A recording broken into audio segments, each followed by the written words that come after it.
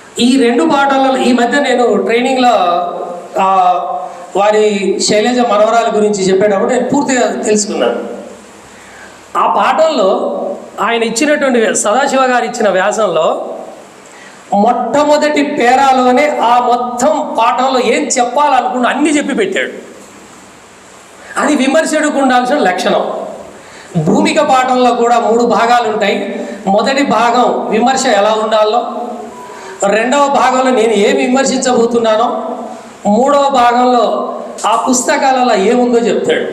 కానీ దురదృష్టం ఏంటంటే మా తెలుగు ఉపాధ్యాయులు ఈ వ్యాసాలని పాఠాలాగా చెప్పారు కానీ చెప్తున్నారు కానీ ఇప్పటికీ ఆ పాఠాలు అర్థం కాలే. ఎంతసేపు ఏమంటారండి, ఏం పాఠమే అది, ఎవరి భాష వారికి వినసం అదో పాఠమా అని విమర్శిస్తారు. అట్లాగే లాస్ట్ ఒకటే మాట చెప్పి నేను దీన్ని ముగిస్తాను, ఎందుకంటే భోజనాల టైం అయింది కాబట్టి. అయింది.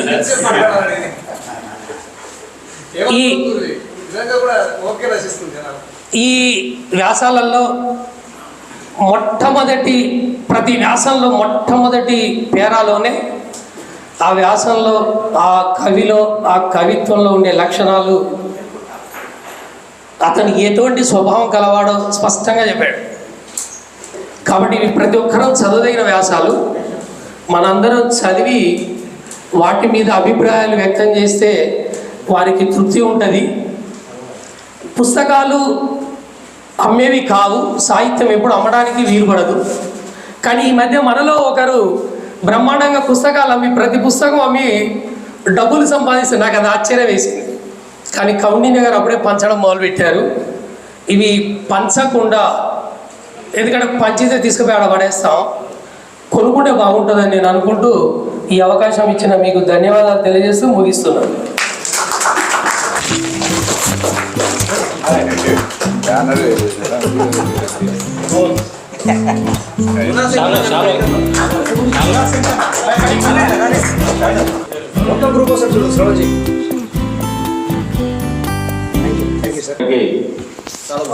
నమస్కారం. 1:30కు మీకు భోజనాలు చేయించాలనుకున్నాను, కానీ మన్నించాలి, 2గా వస్తుంది. నా పుస్తకాలు నెరసు మేర వీటి ఆవిష్కరణ కార్యక్రమానికి అధ్యక్షత వచ్చినటువంటి మా ఆత్మీయ మిత్రులు, సృజన సాహిత్య సంస్థ అధ్యక్షులు పెరుమాళ్ళ ఆనంద్ గారికి, పుస్తక ఆవిష్కర్తలుగా ఇచ్చేసినటువంటి పెద్దలు డాక్టర్ ఎం పురుషోత్తమాచార్య గారికి, మేరడి యాగిరెడ్డి గారికి, విశిష్ట అతిథులుగా ఇచ్చేసినటువంటి అన్న మునాస వెంకట్ గారికి, ఎన్వి రఘు ప్రతాప్ గారికి, డాక్టర్ పగడాల నాగేందర్ గారికి, ఆత్మీయ అతిథులుగా విచ్చేసిన అన్న మాదగాని శంకరయ్య గారికి, తర్వాత పుస్తక సమీక్షకులు శ్రీలం భద్రయ్య గారు, డాక్టర్ సాగర సత్తయ్య గారు, ఇక వేదిక ముందు ఉన్నటువంటి సాహితీ మిత్రులు, పెద్దలు, మా విద్యార్థులు కూడా పీజీ విద్యార్థులు వచ్చారు, వారికి కూడా హృదయపూర్వక ధన్యవాదాలు, నమస్కారాలు తెలియజేస్తున్నాను. ఈ కార్యక్రమ సమన్వయకర్త డాక్టర్ కనకడి రామకృష్ణ గారికి, ఈ కార్యక్రమాన్ని అంతా కవర్ చేయడానికి భువనగిరి నుండి చేసినటువంటి తమ్ముడు కుప్పడ రమేష్ గారు, వారికి కూడా హృదయపూర్వక ధన్యవాదాలు. నా నెరసు మేర గురించి ప్రతి ఒక్కరు కూడా చాలా బాగా చెప్పారు. అంటే అందులో ఉన్నటువంటి వ్యాసాలన్నీ దాదాపుగా సుమారు ఒక 25 సంవత్సరాల క్రితం నుండి రాసినటువంటి వ్యాసాలు అవి, ఆయా పత్రికల్లో వచ్చినటువంటి వ్యాసాలే. కొన్ని అంతర్జాతీయ సదస్సుల్లో పత్ర సమర్పణ కావాల్సిన వ్యాసాలు ఉన్నాయి, జాతీయ సదస్సులు పత్ర సమర్పణ కావాల్సిన వ్యాసాలు ఉన్నాయి, అదేవిధంగా పత్రికల కోసం రాసినటువంటి వ్యాసాలు ఉన్నాయి. పత్రికల కోసం రాసిన వ్యాసాలు అంత సుదీర్ఘంగా ఉంటే ఎవరు వేయరు. కాబట్టి సంక్షిప్తంగా కొండను అద్దంలో చూపే ప్రయత్నంగా రాసినట్టు వ్యాసాలు కూడా ఉన్నాయి, కొన్ని ముందు మాటలు కూడా ఉన్నాయి, ఇంకా చాలా వ్యాసాలు ఉన్నాయి. మరో 2 పుస్తకాలు కూడా అన్ని వ్యాసాలు ఉన్నాయి. కానీ కొన్ని మాత్రం తీసుకొని ఈ 2 సంపుటాలుగా తీసుకురావడం జరిగింది. ఇలా మీరందరూ ప్రేమతో చాలా చక్కగా మరి వాటి గురించి నిజంగా సద్విమర్శ గావించారే తప్ప ఎక్కడ కూడా దుర్విమర్శ అనడం కన్నా ఉన్నది ఉన్నట్లుగా అందులో ఉన్నటువంటి లోపాలని ఎత్తడానికి మాత్రం ఎవరు ప్రయత్నం చేయలేదు. అలాంటి లోపాలు ఏమైనా ఉంటే నా చెవిలో చెప్పవచ్చు. మంచిని 10 మందిలో చెప్పినట్టుగా చెడు ఏమైనా లోపాలు ఉంటే మాత్రం మీరు చెబితే నేను వినడానికి సిద్ధంగా ఉంటాను, మరింతగా సవరించుకోవడానికి సిద్ధంగా ఉంటాను. నాకు వాస్తవానికి ఈ సాహితీ ప్రయాణం నేను ఒక అధ్యాపకునిగా, ఒక తెలుగు అధ్యాపకునిగా తెలుగు సాహిత్యంలో అంతో ఎంతో ప్రవేశం ఉండే విధంగా ఈ విధంగా నేను రావడానికి రచయితగా, ఒక కవిగా, ఒక విమర్శకునిగా, ఒక అధ్యాపకునిగా, అసలు తెలుగు సాహిత్యాన్ని అధ్యయనం చేసేటువంటి స్ఫూర్తిని నాకు కలిగించినటువంటి వ్యక్తి ఎవరంటే మా నాన్నగారే. మా నాయన గొప్ప తాత్వికుడు. ఏమీ చదవకపోయినా కూడా అద్భుతంగా తాంబూరం మీద పాటలు పాడుతుండేటువంటి వారు. ఆయన పాడుతున్నటువంటి పాటలు, ఆయన చదువుతున్నటువంటి పద్యాలే నాకు ప్రేరణ. నాకు ఎప్పుడు అంటే నేను 7వ తరగతి నుండే నా చేత చదివించేటువంటి వారు. ఆ పద్యాలు, ఆ పాటలు చదివించేవారు. వారి నుండి నేను స్ఫూర్తి పొంది బాగా చదివేటువంటి వాడిని. ఇంటర్మీడియట్ డిగ్రీ స్థాయిలోనే బాగా పుస్తకాన్ని నిరంతరం అధ్యయనం చేసేటువంటి వాడిని.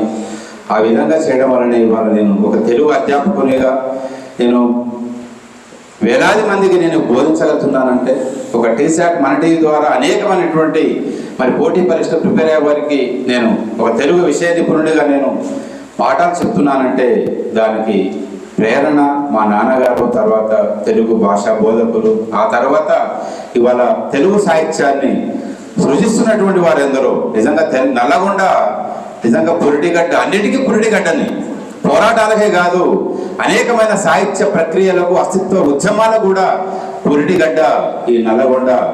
ఇవాళ ఇక్కడ ఉన్నటువంటి స్కైబాబా గారు కానీ, భూతం ముత్యాలు గారు కానివ్వండి, అదేవిధంగా పగడాల నాగేందర్ గారు కానివ్వండి, ఇవాళ మరొక మనం అభినవ సురవరంగా చెప్పుకోదగ్గటువంటి డాక్టర్ సుగ్గిరెడ్డి నారాయణ గారు కావచ్చు, మున్నాస్ వెంకట గారు కావచ్చు, ఇవాళ ప్రతి ఒక్కరు కూడా తెలుగు సాహిత్యంలో తమకంటూ ఒక పేజీని లిఖించుకున్నటువంటి వారు. మరొక 100 ఏళ్ళు పోయినా, 1000 ఏళ్ళు పోయినా కూడా వారికంటూ ఒక పేజీ తెలుగు సాహిత్యంలో శాశ్వతంగా నిలిచిపోతుంది. ఇవాళ స్కైబాబు గారు అయితే ఏకంగా ముస్లిం మైనార్టీ సాహిత్యం ఒక చాప్టరే క్రియేట్ చేశారు. ఒక చాప్టర్, ఒక అధ్యాయాన్ని తెలుగు సాహిత్యంలో వారు అంతగా సృష్టించినటువంటి సాహిత్యం ఉంది. నిజంగా మనం అందరం గర్వపడాలి. నేను ఎప్పుడు కూడా మా విద్యార్థులు చెప్తుంటాను, ఖచ్చితంగా చదవాలి, బాగా చదవాలి. షార్ట్ కట్ మెథడ్ అంటుంటారు, మెటీరియల్ ఏది చదివితే బాగుంటుంది సార్ అంటారు. అది కాదు, మూల గ్రంథాలు బాగా చదవండి. రెఫరెన్స్ బుక్స్ బాగా చదివినప్పుడే మీరు మంచి సాహిత్యం పట్ల మంచి పట్టు సాధిస్తారు. సబ్జెక్ట్ పట్ల మంచి అవగాహన పెరుగుతుంది. తద్వారా వారు మరింతగా పోటీ పరీక్షల్లో రాణించడానికి అవకాశం ఉంటుంది అని వారికి నిరంతరం చెప్తుంటాను. కాబట్టి నాకు అందరూ ప్రేరకులే. నిజంగా ప్రతి ఒక్కరు కూడా నా విద్యార్థి నా గురువుగా నేను భావిస్తాను. ఎందుకంటే విద్యార్థి లేకపోతే మనం చదవలేం. తరగతి గదిలో ఒక మంచి అధ్యాపకునిగా మరింతగా రాణించాలంటే మన విద్యార్థులను స్ఫూర్తిగా తీసుకోవాలి. విద్యార్థుల్ని ఒక గురువుగా భావించినప్పుడే, వారికి అన్నీ తెలుసని భావించినప్పుడే ఒక అధ్యాపకుడు, ఒక ఉపాధ్యాయుడు మరింతగా చదివి బాగా ఆ పాఠానికి న్యాయం చేయడానికి ప్రయత్నం చేస్తాడు. కాబట్టి ఉపాధ్యాయుడు అంటే నిరంతరం అధ్యాపకుడే, అధ్యయనశీలి. ఆ విధంగా మరి ఉండాలని ప్రతి ఒక్కరికి కూడా నేను చెప్తుంటాను. కాబట్టి ఇవాళ ఇంతగా ఇంకా నేను ఎక్కువ మాట్లాడను, ఎందుకంటే సమయం లేదు మిత్రమా అని అందరూ అంటున్నారు. కాబట్టి ఇక నేను ఏమీ మాట్లాడకుండా మరొక్కసారి అందరికీ హృదయపూర్వక ధన్యవాదాలు వేస్తూ, నన్ను ఒక అధ్యాపకునిగానైనా నేను నిజంగా నేను పెళ్లి చేసుకునే నాటికి ఒక MA మాత్రమే, PG మాత్రమే, PG 12 మాత్రమే. నన్ను MPhil చేయించింది నా శ్రీమతి. నన్ను పిహెచ్డి చేసింది నా శ్రీమతి. అదేవిధంగా ఇవాళ ఇన్ని కవిత్వం రాస్తున్నానంటే, ఇన్ని సాహిత్య కార్యక్రమాలు నిర్వహిస్తున్నానంటే, పాల్గొంటున్నానంటే దానికి అందరికీ మూల కారకురాలు నా శ్రీమతి కృష్ణవేణి. మరి ఆమె కూడా నా కృతజ్ఞతలు తెలియజేసుకుంటూ, మా అమ్మా నాన్నలు నన్ను చదివిస్తే నన్ను ఒక పరిశోధకునిగా, ఒక కవిగా, రచయితగా నన్ను నిలబెట్టినటువంటి నా శ్రీమతి కృష్ణవేణి కూడా హృదయపూర్వక ధన్యవాదాలు తెలియజేస్తూ, ఇవాళ ఈ కార్యక్రమాన్ని ఇంత అద్భుతంగా నిర్వహించినటువంటి సృజన సాహితీ సంస్థ అధ్యక్షులు మిత్రుడు పెరుమాళ ఆనంద్ గారికి, అదేవిధంగా డాక్టర్ సాగర్ అత్తయ్య గారికి, అందరికీ మరొకసారి హృదయపూర్వక ధన్యవాదాలు తెలియజేస్తూ, దయచేసి ఎవ్వరు కూడా ఇంటి బాట పట్టకుండా మనం అందరము గాయత్రి మెస్సుకు వెళ్దాం, అక్కడే భోజనం చేద్దాం. మరొకసారి భోజనం చేస్తూ కూడా ఇంకేమైనా ఉంటే అక్కడ కూడా మళ్ళీ మాట్లాడుకోవచ్చని ఈ సందర్భంగా సవినయంగా కోరుకుంటూ నేను ఇక ముగిస్తున్నాను. సాహిత్య కార్యక్రమాల కవరేజ్ కోసం దూరవారాలు లెక్క చేయకుండా వచ్చిన రమేష్ వేదిక సార్ ప్లీజ్ మా కోసం. అమ్మ ఒకరు థ్యాంక్ యూ.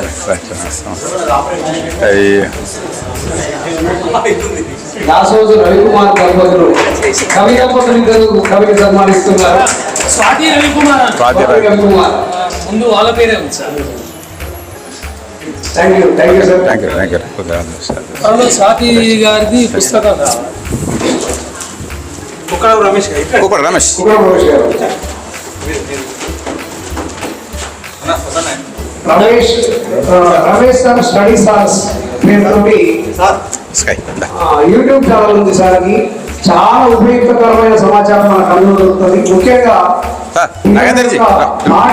పాటలుగా ఎట్లా బోధించవచ్చు మనం ఆ ఛానల్లో చూడవచ్చు. ప్రత్యేక ధన్యవాదాలు. విద్యావేత్తలకు కావాల్సిన చాలా సమాచారం మాకు ఆ యూట్యూబ్ ఛానల్ ద్వారా దొరుకుతుంది. అందరూ వీలైన సబ్స్క్రైబ్ చేసుకోవాల్సిందిగా కూడా ఈ సందర్భంగా కోరుతున్నా. ఇంకొక ప్రకటన, తెలుగు ప్రభ అనే పత్రిక మనందరికీ తెలుసు. ఇటీవల సాహిత్య పేజీ బాధ్యత స్కై ప్రొఫెసర్ తీసుకున్నారు. అనేక పేరుతో ప్రతి ఆదివారం అనేక పేరుతో సాహిత్య పేజీ వస్తున్నది. దయచేసి సాహిత్యకారులందరూ ఆ పేజీకి రచనలు పంపవలసిందిగా ఈ సందర్భంగా కోరుతున్నాం. నాకు ఈ అల్యూమినియం హాల్ మూతపడి 2 నెలలు అయింది. మొత్తం దుమ్ము కొట్టుకొని పోయినటువంటి, అసలు చిందరవందరగా ఎక్కడ ఈ పోడియం ఒక దగ్గర, టేబుల్ ఒక దగ్గర, కుర్చీలు ఒక దగ్గర చిందరవందరగా ఉన్నటువంటి హాల్ను ఇంత సర్వాంగ సుందరంగా తీర్చిది. ఇవాళ ఇంత మంచి కార్యక్రమం జరిగేటట్టుగా తీసినటువంటి వాచ్మెన్ మిత్రుడు శంకర్ గారికి, ఇంకొక వ్యక్తి ఉన్నాడు మాకు ఇంకా సన్మానం చేసుకోవాల్సిన వ్యక్తి. ఇటీవలనే మా కాలనీ అసోసియేట్ కాలనీ సొసైటీకి జనరల్ సెక్రటరీగా నియామకమైనటువంటి మా మిత్రుడు చందుబాయ్, అట్లా చంద్రశేఖర్. నేనే చెప్తున్నాను, అందరికీ మరొకసారి హృదయపూర్వక ధన్యవాదాలు తెలియజేస్తూ ఈ కార్యక్రమం ఇంతటితో ముగిసిందని ప్రకటిస్తున్నాను. దయచేసి ఎవరు కూడా ముగియలేదు, అక్కడ ముగుస్తుంది, గాయత్రి మెస్ దగ్గర ముగుస్తుంది. దయచేసి అక్కడికి అందరు రావాల్సిందిగా విజ్ఞప్తి చేస్తున్నాను.